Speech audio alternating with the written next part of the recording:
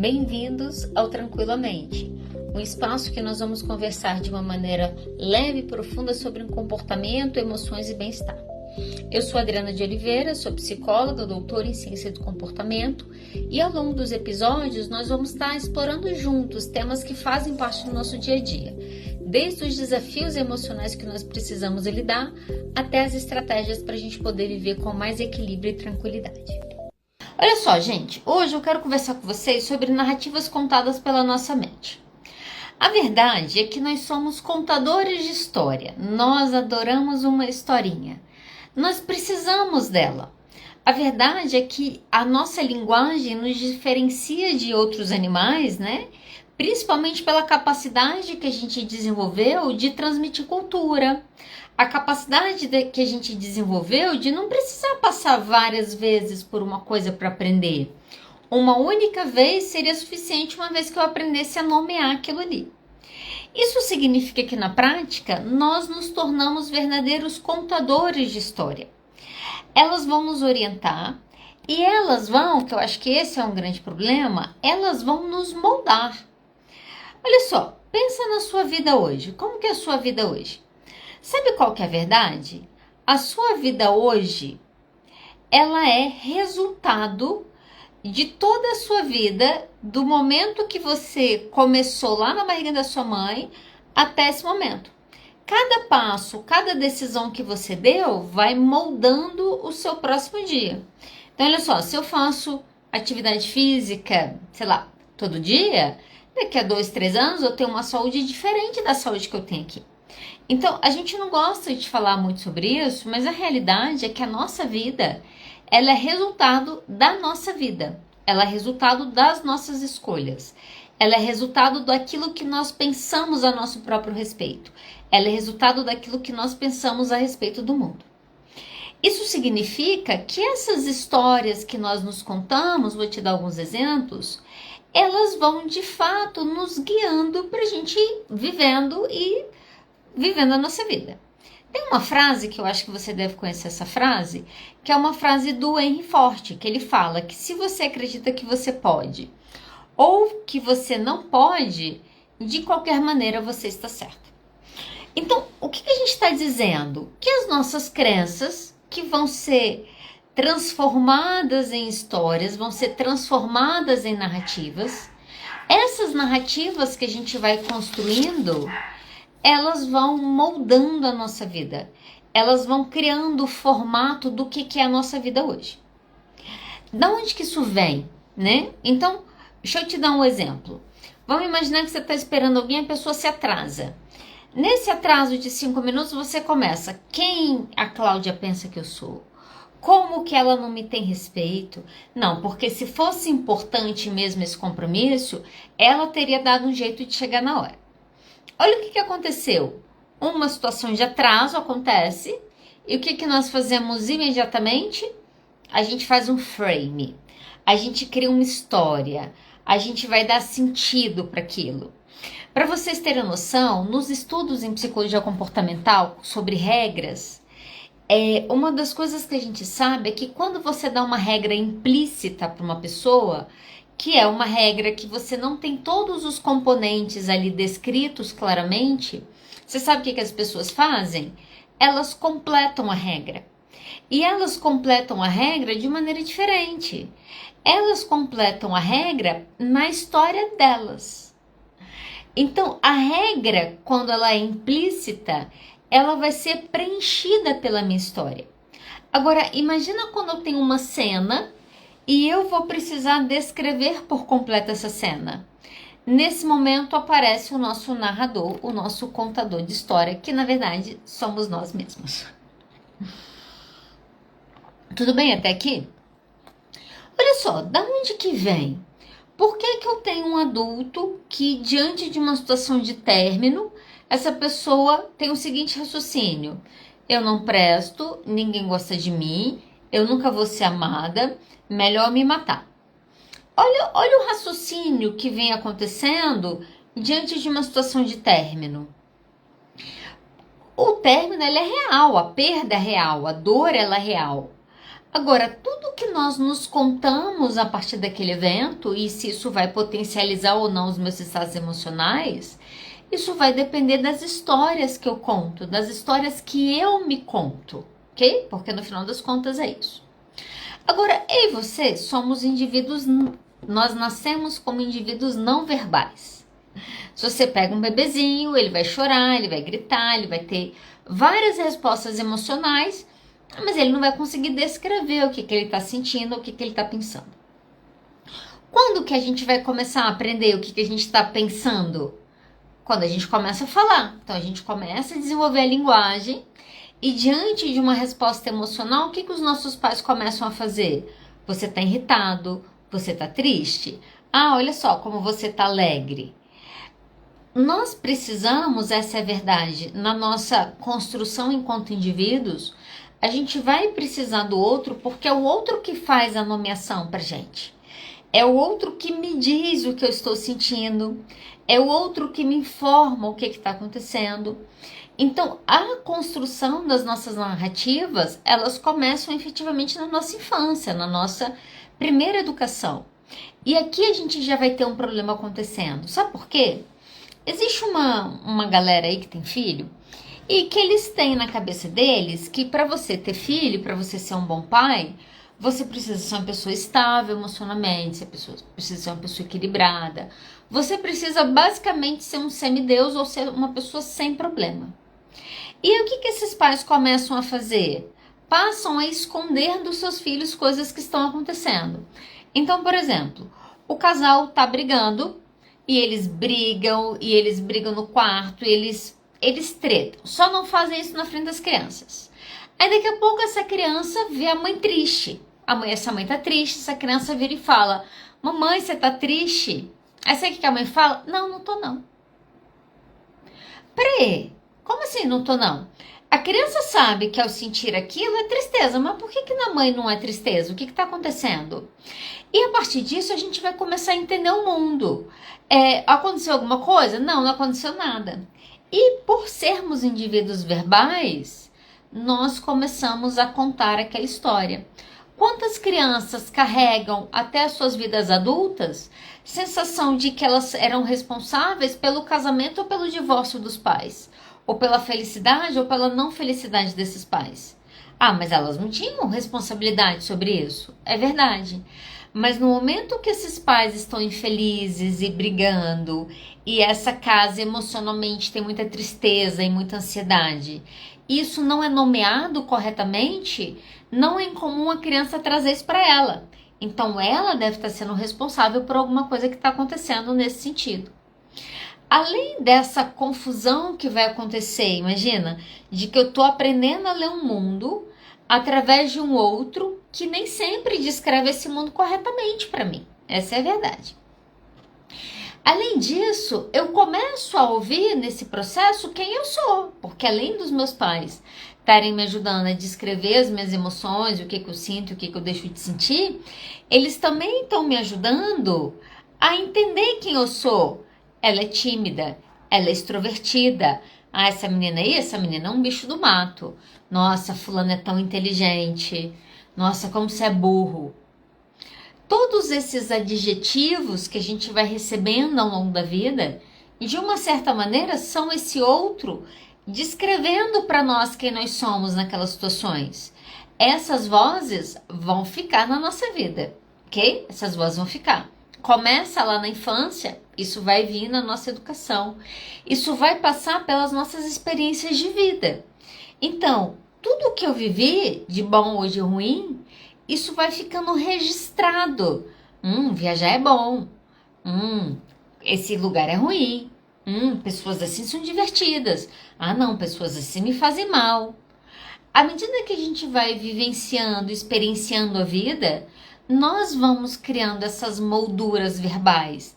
Isso é bom, isso é ruim, essa pessoa é legal, isso eu consigo, isso eu não consigo, isso eu tenho medo, isso eu não tenho medo. A gente vai fazendo isso, tanto coisas boas como as ruins vão ser registradas em termos verbais na nossa vida. Só que aí tem um problema nesse momento aqui, que é o quê?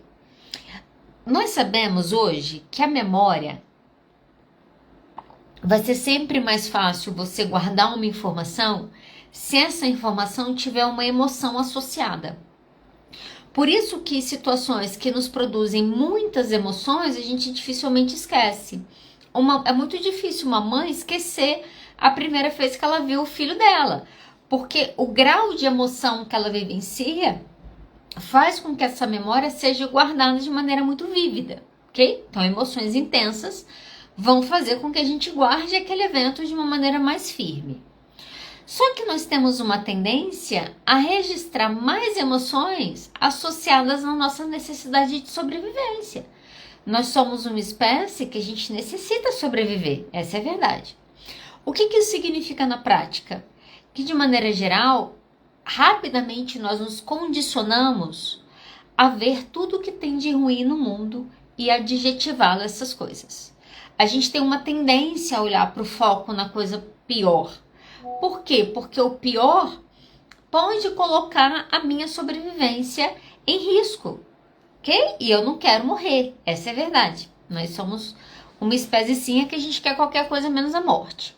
Então, o fato dessas minhas experiências, né? Então, se eu tenho uma infância muito conturbada, se eu tenho uma infância com muitas questões emocionais, depois eu venho para uma adolescência também com muito sofrimento, com muitas questões, com muitas brigas, com muito isso, com muito aquilo. Todas essas informações vão sendo registradas e isso vai criar uma narrativa a meu próprio respeito. Sem contar, gente, com a narrativa que nós temos, que é a nossa própria narrativa social, né? O que isso significa? O que é ser mulher na nossa cultura? O que é esperado do homem? O que é esperado de você? Nós somos bombardeados o tempo inteiro com pensamentos do que nós deveríamos ser, viver e estar fazendo nesse momento. Isso significa que, então, olha só, além das vozes aí dos meus pais, da minha educação, das minhas próprias experiências de vida, eu ainda vou ter a cultura me ajudando a criar essas muitas narrativas que nós temos a nosso próprio respeito. Qual que é o impacto disso? Qual que é o impacto das histórias que você se conta o tempo inteiro ao longo do seu dia? Isso vai, primeiro, influenciar diretamente a sua autoimagem e a sua autoestima. Eu comecei a live falando sobre isso, né? Se você acha que você pode, ou se você acha que você não pode, de qualquer maneira você está certo. O que isso significa? Se eu olho para uma situação e eu falo, eu não sou capaz de viver aquela situação, e eu não tenho autoestima suficiente para me ver como uma pessoa capaz, isso em algum momento gera a minha identidade. Se tudo que eu olho na minha vida, eu tenho medo, não, isso eu tenho medo. Não, isso eu tenho medo. Não, isso eu tenho medo. E cada situação que eu passo, eu me conto que eu estou com medo daquilo, provavelmente daqui a pouco eu sou uma pessoa mais reclusa, eu sou uma pessoa que não quero viver coisas novas, eu sou uma pessoa que não busca experiências. Por quê? Porque essa quantidade de histórias que eu me conto fala para mim mesmo quem eu sou. O que eu posso? Se eu sou bonita, se eu sou feia, se eu sei isso, se eu sei aquilo. Então, assim, a nossa identidade, ela tá criada em cima disso. Eu não sei se você assistiu Divertidamente 2, aqui vem um spoiler, se você não tem assistido. No Divertidamente 2, a gente vê isso acontecendo. O que a alegria faz? Tudo que é memória ruim, a alegria reprime, né? Reprime. E aí, a menina, a Riley, ela tem uma identidade infantil, que é o quê? Eu sou uma menina boazinha. Quando essa identidade rompe, porque entra a adolescência, na adolescência ninguém é bonzinho, né? Quando a nossa identidade rompe nesse momento, muitas vozes diferentes começam a aparecer. Eu sou boa, eu sou ruim, eu consigo, eu não consigo, eu posso, eu não posso, eu sei, eu não sei. E todas essas narrativas vão formar, então, a minha identidade pessoal, né? Se eu tenho ou não autoestima, depende do quanto que eu estou me falando para mim mesma. Quando você olha no espelho, vamos te dar esse exemplo muito simples. Você bateu o olho, olhou no espelho. O que você fala? Nossa, eu tô muito bonita. Você hoje em Brasília, vai ser difícil para os brasilienses me verem hoje tão bela que eu tô. Ou você olha no espelho e fala, não acredito que eu vou sair de casa com esse cabelo desse jeito. Não tem condição. O que aconteceu? Naquele momento, ao se ver, você se conta uma história, ok? Isso vai falar da nossa autoestima. Isso vai falar das nossas relações interpessoais. O que eu aceito ou não do outro depende da história que eu estou me contando. Quantas pessoas estão em casamentos fracassados? O casamento acabou. Eu falo isso. Quando o casamento acaba, o casamento não acabou naquele dia. O casamento não acaba dia 28 de agosto. O casamento acaba 3 anos antes. As pessoas demoram muito para conseguir tomar a decisão de terminar um relacionamento. Ah, mas por que a pessoa fica 2, 3, 4 anos elaborando se ela vai ou não terminar um relacionamento? Pela história que ela está contando para ela.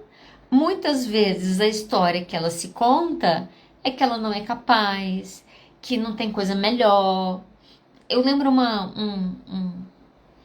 uma pessoa que eu acompanhei uns anos atrás, ela estava entrando num processo de divórcio, foi conversar com a mãe sobre isso. Ah, não estava bem, já tá, a gente quer se divorciar, papapá. A mãe vira e fala, mas por que você vai se divorciar? Ele nem bate em você. Olha só, ele nem bate em você, em algum momento foi uma narrativa na vida dessa mulher, entende? Então, infelizmente, há 60 anos atrás, se você não batesse numa mulher, você era considerado um bom marido. Agora, em 2024, você não bater numa mulher é o mínimo, não preciso nem falar de outras coisas. Mas por que eu vivo num momento, numa cultura que, teoricamente, eu tenho igualdade com o homem, mas por que eu me conto uma história de que se ele não me bate, ele é um bom marido? Isso são as nossas narrativas pessoais, ok? Então, as nossas narrativas pessoais também vão nos falar o quanto que eu vou ou não suportar aquele outro, o quanto que eu tolero ou não o que está acontecendo. Isso depende do quê? Do que eu estou me dizendo naquele momento. Essas narrativas que a gente se conta, ela também tem um outro aspecto aqui que é muito importante, que é ela vai influenciar diretamente na sua tomada de decisões. Olha só, nós tomamos milhares de decisões ao longo do dia. A primeira decisão é se você vai acordar ou não. Essa é a primeira decisão que a gente toma. Você acorda de manhã e você fala, soneca ou sem soneca? Vou levantar da cama ou não vou? Vou para academia ou não vou? Vou usar essa roupa ou não? Tomo banho antes ou tomo banho depois? E a partir desse momento, a gente vai tomar mais inúmeras decisões ao longo do nosso dia. Todas essas decisões que nós estamos tomando ao longo do nosso dia, elas dependem de uma coisa, do que nós nos falamos naquele momento. Peraí, isso aqui vai ser bom ou isso aqui vai ser ruim? Ah, vou pra academia, mas eu tô com tanta preguiça, mas eu já fui ontem. Olha só, eu me contando uma história. Se você muda ou não de emprego, depende da história que você está se contando. Hoje uma pessoa virou para mim e falou assim, mas e se eu falar e se a pessoa me mandar embora? Eu falei, se talvez fosse uma coisa boa para você. Já que você não está conseguindo sair, talvez uma demissão te ajude. Falei, sabe por que você não está conseguindo sair? Porque você se conta a história de que você não vai conseguir mais nada. E aí, porque a gente se conta essa história de que nós somos muito pequenos e nós não vamos conseguir mais nada, nós nos mantemos em lugares que não nos cabem. E ao nos manter em lugares que não nos cabem, nós adoecemos. Essa é a questão. Essas muitas histórias que a gente está se contando o tempo todo, essa quantidade de coisas que eu falo para mim do que eu sou, do que eu sei, do que eu não sei, do que eu gosto, do que eu não gosto, está influenciando diretamente na primeira decisão que eu tomo no meu dia até a última decisão que eu tomo no meu dia. Tudo está passando por essa narrativa que a gente está construindo. Tudo bem até aqui? Agora, olha só. Que existe muitas vozes na nossa cabeça, a maioria de nós já percebeu. Tem uns que ainda não estão sabendo disso não. Mas muitos já se deram conta do quanto que nós nos contamos histórias sobre o mundo e sobre nós o tempo todo. E, como eu te falei, essas histórias começam lá no início da nossa vida. Com o meu pai, com a minha mãe me chamando de burro, ou me chamando de incompetente, ou falando que eu não faço aquilo direito, ou falando que eu nunca vou conseguir ninguém sendo aquela pessoa daquele jeito, e essas muitas outras coisas que a gente sabe que muitas pessoas ouvem ao longo da sua vida. Essas pessoas chegam na vida adulta e elas continuam na repetição do trauma, elas continuam na repetição da violência, elas continuam na mesma repetição. Então, antes o pai falava que ela era boa, agora ela fala que ela é boa. Antes a mãe falava que ela não ia dar em nada, agora ela fala que ela não vai dar em nada. Nós nos tornamos repetidores de sinais. Se a gente chega na nossa vida adulta sem fazer muita coisa, a gente chega como um repetidor. A gente chega como um tap play de novo na música que está presa ali e não sai do lugar. É possível editar? Essa é uma pergunta. É possível a gente editar a nossa mente? É possível nós editarmos a nossa personalidade? É possível mudar de personalidade? Olha só, é possível conseguir me contar uma história e essa história ser de tal intensidade que eu consiga me colocar diferente no mundo do que eu me coloco? Essa é uma pergunta. O Jung acredita que sim. O Jung foi um autor da psicologia que ele vai defender que sim. Olha só, uma coisa que ele fala. Eu não sou o que me aconteceu. Eu sou quem eu escolho me tornar.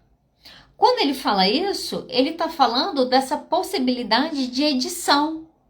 Ele está falando dessa possibilidade de eu regravar essa fita, de eu refazer esse mental ou esse fluxo de pensamento para que eu não seja o que me aconteceu, mas para que eu seja quem eu escolho ser, ok? Só que olha só, vamos falar a verdade? Que eu sei que você está aqui comigo à noite, eu posso falar a verdade com você. Na prática, a maioria das pessoas são sim o que aconteceu com elas. A maioria das pessoas vivem determinados traumas nas suas infâncias e adolescências e carregam esses traumas a vida inteira. A maioria das pessoas tem problema nos relacionamentos e não confiam nos seus parceiros porque eles o traíram, porque eles fizeram qualquer outra coisa.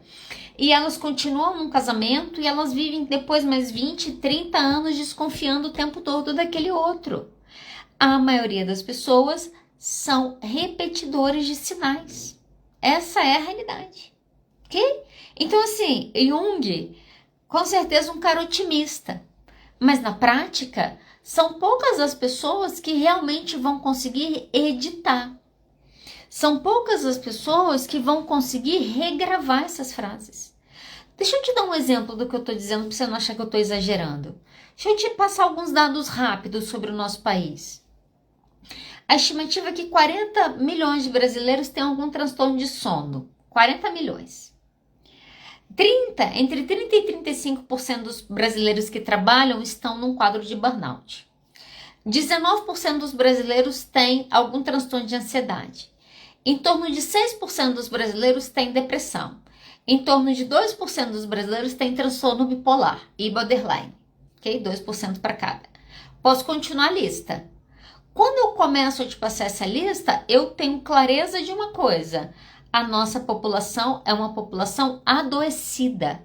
Nós temos um adoecimento mental hoje que é severo no nosso país. O nosso país, em termos de suicídio entre jovens, está entre o 8º do mundo. A gente não terminou nem 8º nas Olimpíadas, mas nós somos o 8º em números de suicídio. Não é banal a gente falar que a gente tem uma população adoecida. Adoecida. Quantos por cento? Ah, querido, pelo menos 50%. Isso eu te falo tranquilamente se eu for somar essas porcentagens aqui. Sabe qual a porcentagem de pessoas que fazem terapia no Brasil? Em torno de 5%. Então, eu estou dizendo que eu tenho 40 milhões de pessoas num burnout, possivelmente aí uns 12 milhões com ansiedade, pelo menos uns 10 ali com depressão. 12 não, pelo menos 19 milhões com ansiedade, 12% aí de pessoas, 12 milhões de pessoas com depressão. E sabe quantos por cento da população? 5% da população brasileira faz terapia. Sabe o que isso significa? Que tem 5% da população brasileira que está tentando reeditar a vida. E a grande maioria está fazendo o quê? Tomando cachaça e ouvindo sertanejo. E sofrendo. Entendeu? A nossa população, no Brasil, a gente se automedica. No Brasil, as pessoas oferecem remédio psicotrópico. Você já deve ter presenciado essa cena. Eu já vi essa cena acontecer algumas vezes. Sabe qual que é essa cena? Ai, tô tão nervosa. Amiga, você quer um Rivotril? Não, vou te dar um Donarim para você dormir. Hoje a gente lida com medicação psiquiátrica como se a gente estivesse falando de aspirina. Mas quantas pessoas querem não ser quem falaram que elas seriam e quantas pessoas querem ser quem elas desejam ser? Esse é o ponto. Quantas pessoas, na verdade, continuam sendo o que fizeram com elas e a minoria das pessoas conseguem transformar suas vidas para escolher ser quem elas querem ser. E se você está aqui comigo hoje à noite, é porque provavelmente você está nesse segundo grupo.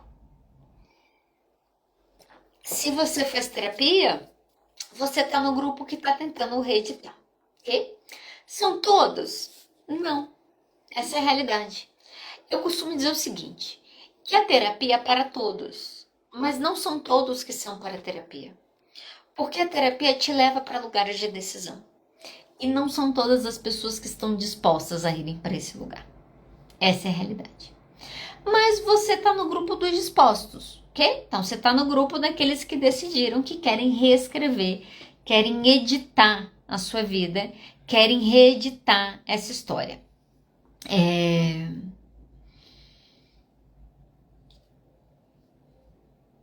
Então, vou falar disso, porque é possível, ok? É possível. É possível eu conseguir olhar para uma história, eu conseguir contar essa história diferente? Sim, é possível. Eu vou falar disso agora, até te dar umas dicas aí de como vocês podem trabalhar isso com seus pacientes, ok? Eu já contei isso aqui algumas vezes, que eu entrei na menopausa. Climatério, uma miséria esse negócio. Tem uns 2 anos que eu entrei nesse ser mulher de meia idade de uma maneira muito mais profunda do que eu gostaria. Isso me ajudou a ver algumas coisas na minha vida. Isso me ajudou a recontar algumas histórias. Então, assim, eu sempre tive algumas questões com a minha mãe. Eu e minha mãe nunca fomos as pessoas mais próximas.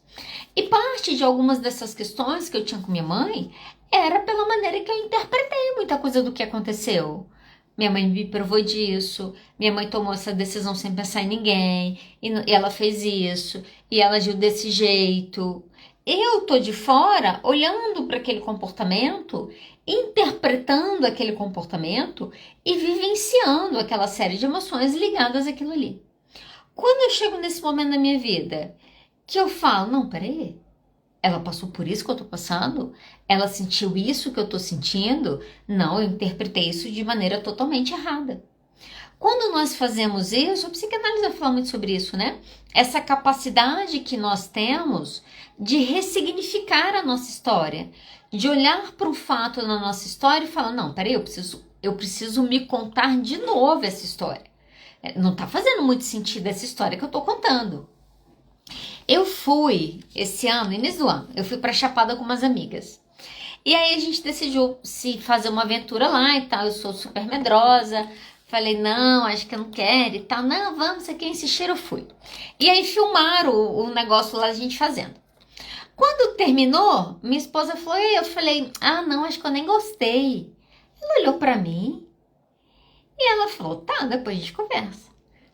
Na minha cabeça, tinha sido muito bom e muito ruim. E aí na minha cabeça ficou aquela sensação ruim. Beleza, passou. Fomos embora do lugar e tal. Quando a gente chegou no Airbnb que a gente tava, ela virou pra mim e falou assim, você quer ver o vídeo que eu gravei de você descendo? Eu falei, quero. Quando eu olhei pro vídeo, gente, sem sacanagem, eu tava feliz. Sabe quando você olha pro vídeo e você vê uma pessoa feliz? Eu tava feliz, eu tava rindo. De tudo aquilo, ficou o medo. Quando eu olho para aquela cena, até brinquei, quando eu olhei pro celular, que eu me vi, eu pensei, Adriana, reconta essa história. Você me contou uma história baseada em 5 segundos, mas não teve 5 segundos, teve muito mais. Quando a gente permite fazer isso, quando a gente se permite recontar uma história, a gente começa a reescrevê-la, ok? Nesse processo, a gente precisa se perder. Então, essa é a minha primeira dica. Como que eu reescrevo a minha história? Você precisa entender que você precisa se conhecer. Você precisa entender, e eu vejo muito isso em paciente. É muito comum um paciente chegar no consultório e ele falar assim, não, porque eu tô muito perdido, e traz essa sensação como algo muito ruim. E eu falo, mas se perder é bom. Se eu tô num caminho e aquele caminho não está dando certo, me perder me possibilita, de fato, me achar. Achar aquilo que faz sentido. Achar aquilo que é mais importante. Tem um autor, eu já estava pesquisando, eu gostei disso. Ele fala o seguinte: a vida não é sobre se encontrar, mas sobre criar a si mesmo.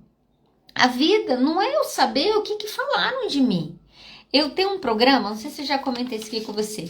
Quando eu era criança na década de 80, tinha um programa chamado Super Vicky. Ela era uma menina robô e... engraçado. Ela era uma menina robô que estava aprendendo a ser uma criança. E, coincidentemente ou não, qual era o meu apelido na infância? Vicky. Então eu recebi esse apelido em decorrência desse seriado. Esses dias atrás a gente estava assistindo, coloquei pra ver, falei, deixa eu ver esse negócio aqui.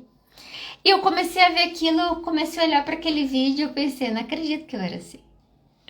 Olha só, o fato de em um determinado momento da minha vida eu ter sido de uma maneira, a gente erra ao cristalizar um momento da nossa vida, cristalizar aquilo dentro da nossa identidade. Aí a gente faz com que um dia ruim se torne uma personalidade fracassada. A gente faz com que uma traição se torne uma pessoa sem caráter.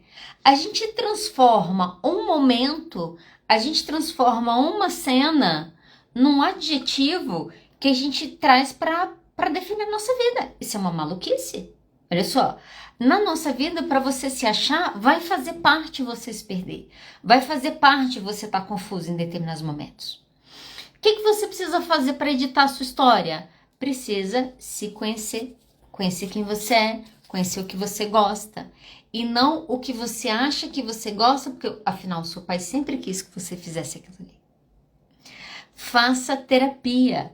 Hoje eu não vou ficar te dando dicas de autoconhecimento. Hoje eu vou te falar, faça terapia. Sabe por quê?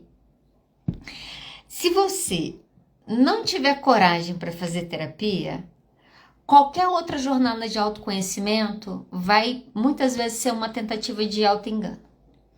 Porque a terapia é um dos lugares difíceis para a gente fazer na vida. A terapia é um lugar que eu me vejo. Sabe por quê? Porque o meu paciente, ele repete a minha frase. Perdão, contrário. Isso também acontece.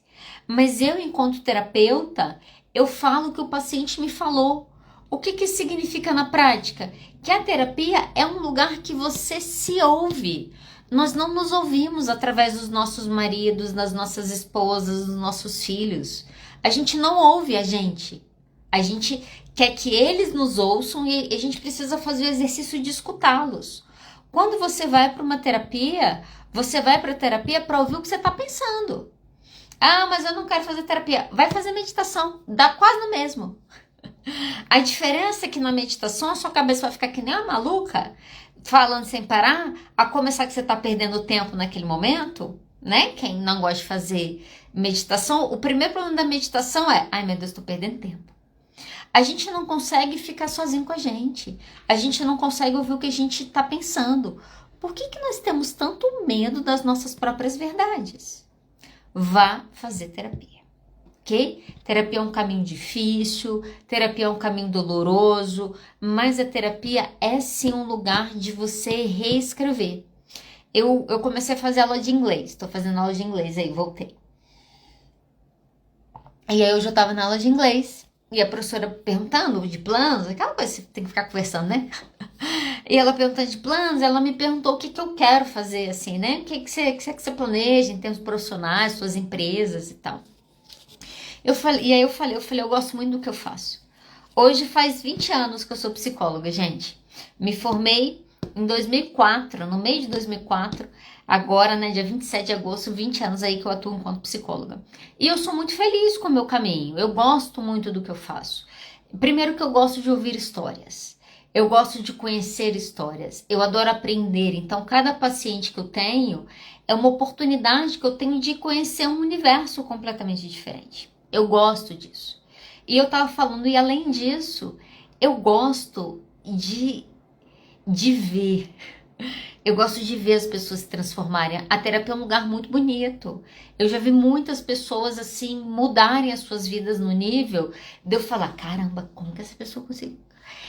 Isso é muito legal. Eu falei, eu amo o que eu faço, eu gosto do que eu faço. A terapia é esse lugar de muita transformação, de muita possibilidade de transformação. Tudo isso é realidade. Mas para isso acontecer, você precisa ir para aquele lugar, ok? Então, infelizmente, a gente está no momento que todo mundo quer mudança. Se eu fizesse uma enquete aqui, eu acho que 90% das pessoas devem estar insatisfeitas com as suas próprias vidas. Quantas fazem terapia? 5%, ok? Então, reescrever a história vai envolver você ouvir a sua própria história, ouvir o que sai da sua boca. Vira e mexe, às vezes o paciente fala, nunca falei isso pra ninguém. E na verdade, quando ele fala, nunca falei isso pra ninguém, e ele verbaliza isso pra mim, ele tá tendo a oportunidade, a primeira vez, de ouvir algo que ele precisava. Ah, mas ele não estava ouvindo? Tava só preso na cabeça dele. Agora, quando ele verbaliza, agora aquilo vira uma coisa que ele vai precisar fazer alguma coisa a respeito daquilo, ok? Então, permita-se perder, permita-se conhecer, se desafie. Você quer saber quem você é? Faça uma coisa que você nunca fez. Veja como você vai reagir àquilo.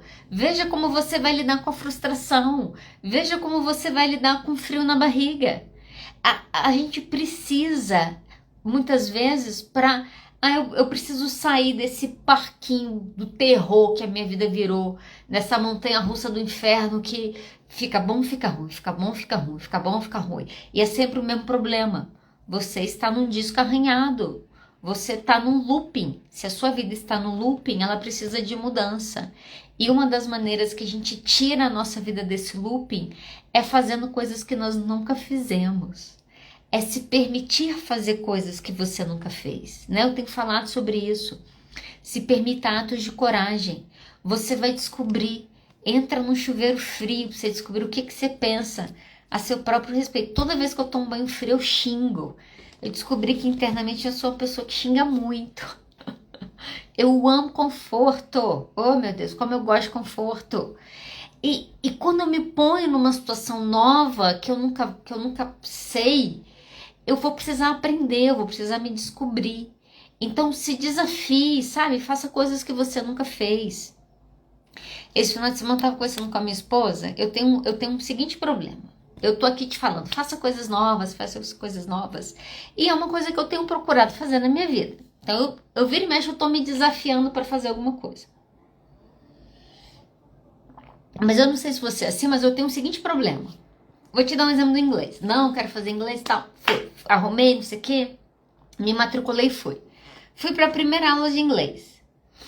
15 minutos que eu tava na aula, eu comecei a pensar, o que eu estou fazendo aqui? Pra que eu tô aqui? Será que isso é tão importante? Eu podia estar fazendo tantas outras coisas com esse tempo. Gente, mas olha essas pessoas. Aí, minha cabeça começou. E pensei. No final da aula eu pensei, isso aqui pode ser interessante. Pessoas que eu não conheço, vou conhecer. Aí falei que eu era psicóloga no primeiro dia, agora todo mundo na aula, a gente discute muito sobre saúde mental. Desde esse momento em diante. Todo mundo tem resistência inicial. Não é incomum você ir para uma situação nova e quando você chega lá, você pensa, o que eu estou fazendo aqui? E aí você precisa ficar lá tempo suficiente para você entender quem você é, o que você pensa, você não gosta, por que você não gosta? Comecei a fazer yoga, tô fazendo yoga, tem 2 semanas que eu tô fazendo yoga. Comecei muitas coisas em agosto. Hoje eu saí da aula e falei com a minha esposa que a gente estava fazendo a aula, a professora falando assim, quando doer, você tem que voltar porque tá errado, você tá forçando demais seu corpo. Ela falou isso no meio da aula. Quando terminou que eu saí, eu falei com a minha esposa, eu falei, olha, se quando doer eu tá errado, eu não vou poder sair da minha casa, porque todo movimento que eu faço aqui tá doendo. Ela começou a rir. Eu falei, eu passo a aula pensando, pra que eu estou fazendo isso? Tem sido uma boa oportunidade para eu me conhecer. Eu sou uma pessoa muito acelerada, eu tenho uma pessoa com muita pressa. Hoje aconteceu isso comigo. Começou a aula de yoga, tinha uns 10 minutos que estava tendo a aula, eu pensei, nossa, o professor tá muito devagar. Esse negócio tinha que ser um pouco mais rápido. Aí quando ela me mandou fazer um exercício que eu não queria, eu pensei, meu Deus, mas o exercício tá muito devagar. Ela devia estar pedindo isso aqui mais rápido. Olha só, quando eu me ponho nessas situações, eu permito ouvir coisas de mim mesmo, sobre mim mesmo, que em outras situações eu não consigo saber, eu não consigo ver. Então se desafie nesse processo para você se reescrever. E a última coisa, eu quero te dar essa dica para terminar aqui, para variar, falei muito. A última coisa que eu quero te dar, a última dica, como que você reescreve? Você precisa aprender a falar de novo, é quase isso. Nós passamos uma vida aprendendo e a gente precisa de uma segunda vida para desaprender. Gente, a maioria das coisas que nos ensinaram estavam erradas, essa é a verdade. E a maioria das coisas que nos ensinaram que estavam certas para a década de 80, estavam certas para a década de 90, já não estão mais certas para o século e para o momento que nós estamos vivendo. Essa é a realidade. A gente precisa, então, se reeditar. A gente precisa aprender a falar diferente. Então, olha só, deixa eu te dar uma dica muito prática para você começar a fazer isso aqui. Quando você se vê diante de uma situação que te gera medo, a sua cabeça vai te falar, ah, mas você não consegue fazer isso aqui. Mas para que você inventou esse negócio agora? Quando você fala isso, porque de certa maneira você está falando aquilo para você. Você precisa, ao se falar isso, observar e começar a trocar a maneira que você fala com você. Então, uma coisa é eu falar, droga, errei. E outra coisa é eu falar, nossa, eu sou um burro mesmo, né? O que a gente precisa aprender a fazer? A gente precisa aprender a descrever mais a nossa história e interpretar menos o que está acontecendo. A gente precisa aprender a olhar para a cara feia do nosso marido, da nossa esposa e falar, o que aconteceu? O que houve? Teve algum problema? Eu fiz alguma coisa que você ficou chateado? Me conta aí, o que está acontecendo? A gente precisa aprender a perguntar para descrever do que só interpretar. Ah, fulano tá mal-humorado. Ah, também. Ah, nananã. Ah, ficou no celular. Ah, deve estar conversando com alguém. Aí, para onde que você vai? Daqui a pouco você está stalkeando. Olha só, a gente vai stalkear, a gente vai controlar, a gente vai vigiar o outro. Muitas vezes não é porque o outro está dando motivo, não. Na maioria das vezes a gente está fazendo isso porque a nossa cabeça está nos contando uma história sobre aquilo e que na maioria das vezes nem está acontecendo. 95% de todas as coisas que a gente pensar nunca irão acontecer. E graças a Deus por isso, essa é uma realidade. A gente precisa aprender verbalmente a nos tratar de uma maneira diferente. Hoje eu falei isso com uma pessoa. A pessoa falou, ah, porque eu sou burra, eu sou burra, eu sou burra, eu sou burra. Tá, de onde que você tira que você é burra? Ah, porque isso, ah, porque aquilo, ah, porque aquilo, ah, porque meu pai... Aí eu falei, você pode me dar um exemplo? Aí a pessoa me deu um exemplo. Quando ela terminou de me dar um exemplo, eu falei, você acha que você foi burra? Ela falou, não. Eu falei, então tá, peraí. Você não acha que você foi burra, mas o seu pai falou que você é burra, e aí você tá me dizendo que você foi burra porque ele disse que você foi burra, apesar de na situação você não ter se achado burra. Ela falou, mas é difícil tirar essas vozes da gente. E é difícil mesmo. Só que olha só, em algum momento da vida, a gente precisa decidir o que a gente vai ser.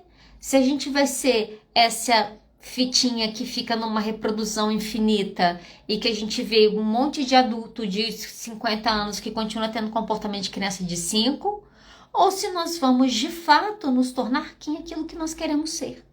Nos tornar quem queremos ser vai envolver falar a nosso respeito diferente. Eu falei com ela, olha só, eu entendo. Claro que eu entendo. Isso fica muito impregnado na nossa vida, as coisas que os nossos pais nos falaram. Mas hoje, enquanto adulta, no momento que você repete tudo que foi falado, você continua se mantendo num lugar que muitas vezes não te cabe mais.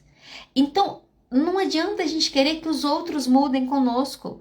Às vezes o primeiro passo é a gente mudar a maneira que a gente se trata na maneira que a gente tem narrado a nossa vida. Se a nossa vida é uma história de terror, uma comédia ou um drama, muito disso envolve a maneira que eu estou descrevendo a minha própria história, ok?